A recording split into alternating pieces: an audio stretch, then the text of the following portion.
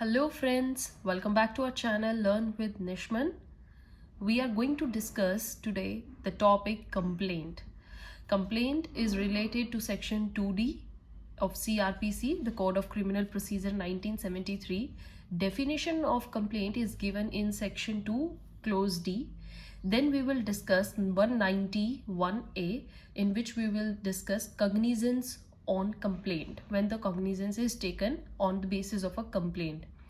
Then 200 is related to examination of complaint, 203 is dismissal of complaint, and 204 issue of process. Like if you take cognizance, then further you issue the process that we will going to discuss. So first let's say definition 2D. मैंने आपका complaint earlier भी discuss किया है. So section 2D says that suppose A is a person, he can, वो allegation लगाता है orally or in writing. ठीक है, किसको? To the magistrate. Right बच्चे, जो allegation होता है, allegation that is oral or written. Okay, normal fee is also charged. ठीक है, एक नॉमिनल फीस भी चार्ज की जाती है जब कोई कंप्लेंट देता है. रिगार्डिंग जो कंप्लेंट हो सकती है बच्चे, जो ये एलिगेशन है, ये एलिगेशन किसी नॉन पर्सन का भी हो सकता है और अननोन पर्सन का भी हो सकता है. You don't know that person, and that unknown और नॉन पर्सन, उसने क्या किया है? Committed an offence. So this is all a complaint. अगर आपको किसी को बताना है तो आप इजीली ये बता सकते हैं that A, if take any allegation oral or written and submit it to magistrate, he has to pay a nominal fees and as a charge. The allegation can be on a non-person or a non-person about committing an offense.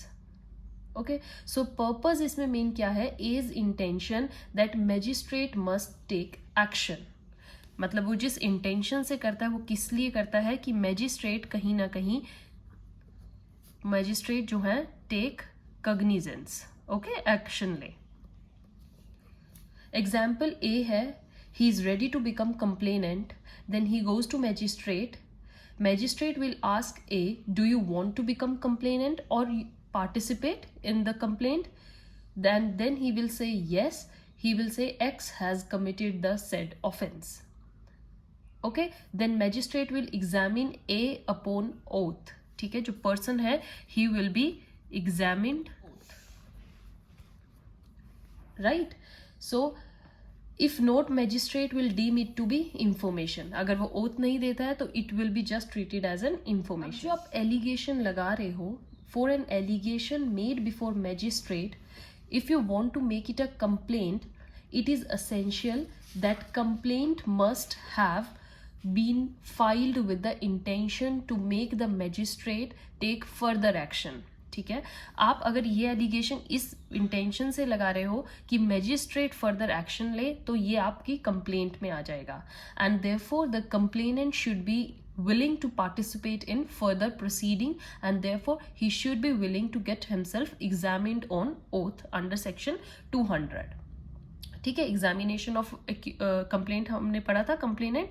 तो वो अगर examine upon oath है, मतलब he is for sure wanted and willing to take part in further investigation, और वो अपने allegation को एक कंप्लेंट का रूप देना चाहता है. If he is not willing to do so, then it will not be deem to be a complaint. अगर उसने ऑथ देने से मना कर दिया है तो इसका मतलब वो कंप्लेंट देने के राय में नहीं है, and the magistrate can take cognizance deeming that allegation to be information. ठीक है, एग्जामिन ऑन ओथ हो जाएगा बच्चे, तो वो क्या मानी जाएगी? कंप्लेंट. इफ नॉट, अगर वो एग्जामिन ऑन ओथ नहीं है तो क्या मानी जाएगी? Just information. एंड मैजिस्ट्रेट दोनों ही केस में कग्निजेंस जरूर लेंगे. राइट, कग्निजेंस इंफॉर्मेशन के केस में कब मानी जाएगी? 190 क्लोज 1 क्लोज सी. ठीक है, तब हमारा क्लोज सी एक्शन में आएगा. If it's complaint then it's 190 clause 1 A. That is this. So complaint is cognizance after issue of process. Complaint जैसी मजिस्ट्रेट ने ले ली है, देन वो क्या करेंगे? इशू ऑफ प्रोसेस करेंगे. इश्यू ऑफ प्रोसेस मैंने किस में बताया था, अंडर सेक्शन 204. ये सब सेक्शंस हैं बच्चे सीआरपीसी के. Then court practice will start. Okay right. Cognizance 190A में लिया जाता है. एग्जामिनेशन अपॉन ओथ सेक्शन 200 में की जाती है. फिर इश्यू ऑफ प्रोसेस 204 में होगा. By chance they want to dismiss it, अगर डिसमिसल करना है तो that is under section 203. Overall view समझ में आया बच्चे? So once the complaint has been filed, the magistrate will apply his judicial mind to the facts specified in the complaint and any documents filed along with the complaint, and thereupon magistrate will decide as to whether prima facie case for further proceeding is made out or not. ठीक है, judicial mind apply करने के बाद if sitting judge को ऐसा लगता है कि जो केस है वो इसमें फर्दर प्रोसीडिंग की जरूरत है, then he will go on, he will issue the process, otherwise he will dismiss. If the court is of the opinion that further proceedings shall be taken in the interest of justice, then he will take cognizance under section 191A and will order the examination of complaint and his witnesses under section 200. Okay, so there is like a complaint होती है. Okay, then क्या होता है, role आता है court का, judicial mind, मतलब जज को एक जुडिशियल माइंड अप्लाई करना पड़ता है. Then if he thinks no prima facie case, or he will say prima facie case बन रहा है. ठीक है, दो ऑप्शन हो सकते हैं. तो नो प्राइमा फेसी केस होगा तो he will refuse. Okay, he will refuse the complaint. There itself he will not take any cognizance at all. Stage of 200 तो आएगी ही नहीं. ठीक है ना, यहाँ पर 190A में ही उसने रिफ्यूज कर दिया. By chance if prima facie case बन रहा है, court will take the cognizance under section 190 clause 1A. Okay, उसको कॉग्निजेंस ले लेगी. then it shall at least conduct the complaint proceeding and examine the complainant and his witness under section 200. फिर role आ जाएगा 200 का, examination होगा. Examination होने के बाद if he thinks there is substantial ground, ठीक है, अगर उनको लगता है कि ग्राउंड बन रहे हैं, they will issue the process under section 204. If they thought there is no substantial ground, then there is dismissal of complaint under section 203. Right बच्चे, बहुत ही इजी तरीका है. अगर आपको किसी को बताना है क्या मजिस्ट्रेट के पास कंप्लेंट आती है, वो अपना जुडिशियल माइंड अप्लाई करते हैं. जुडिशियल माइंड अप्लाई करने के बाद if they think there is a case, prima facie case या नहीं है तो डिसमिस कर देंगे, रिफ्यूज कर देंगे. और अगर प्राइमा फेस केस ही बन रहा है, they will take cognizance under section 191A. उसके बाद एग्जामिनेशन ऑन ओथ होता है 200. एग्जामिनेशन करने के बाद इफ दे थॉट कि there are substantial grounds, they will issue the process under 204. If they think there is no substantial ground, they will dismiss. Right? So the moment the magistrate orders the complainant to appear on particular date along with his witness for examination on oath, it will be deemed that he has taken cognizance. उसी दिन ऐसा लगेगा कि उन्होंने complainant cognizance ले ली है और इसीलिए वो एग्जामिनेशन पर बुला रहे हैं. Right, so this is all about. So section 200 में क्या है बच्चे, magistrate taking cognizance. In the process of taking that cognizance, examine the complainant and their witness orally. Magistrate taking cognizance, order examination on oath, question answers form होंगे, ठीक है, signed by complainant, witness and magistrate, वो sign होंगे. Example क्या है, जैसे complainant है, witness has to be brought on his own, court will not issue process to set of witness should be ready. ठीक है, कंप्लेनेंट को खुद अपने साथ विटनेसेस को लेकर आना पड़ेगा. Examination can be done today or some other day. Then accused is nowhere in the picture. अभी accused नहीं आया कहीं पर भी. There is only complainant. He will be issued process under section 204. जब 204 आ जाएगा, till then he is nowhere in the picture. No examination in chief, no cross examination.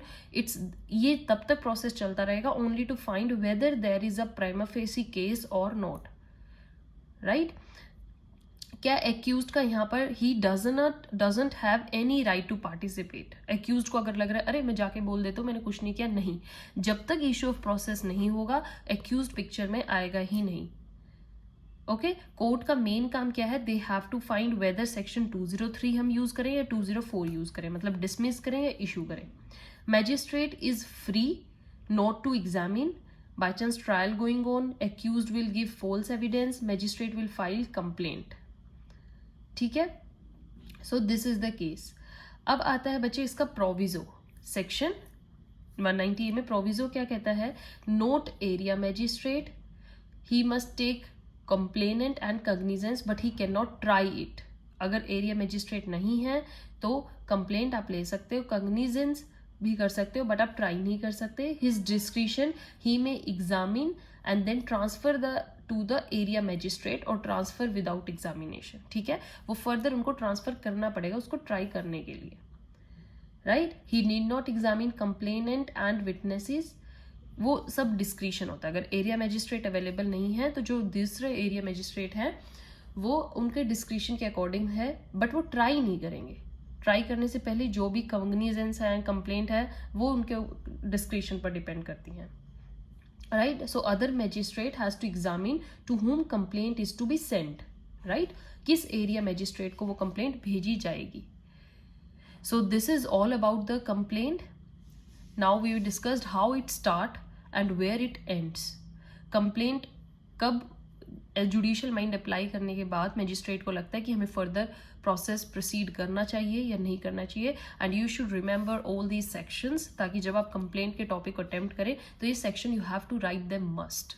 Okay, यही आपके अगर देखिए आपको स्टेप बाय स्टेप अगर सेक्शन याद रहते हैं तो आपको पता होगा इससे रिलेटेड सेक्शन कहाँ यूज होगा, इससे रिलेटेड सेक्शन कहाँ यूज होगा. So that's very necessary.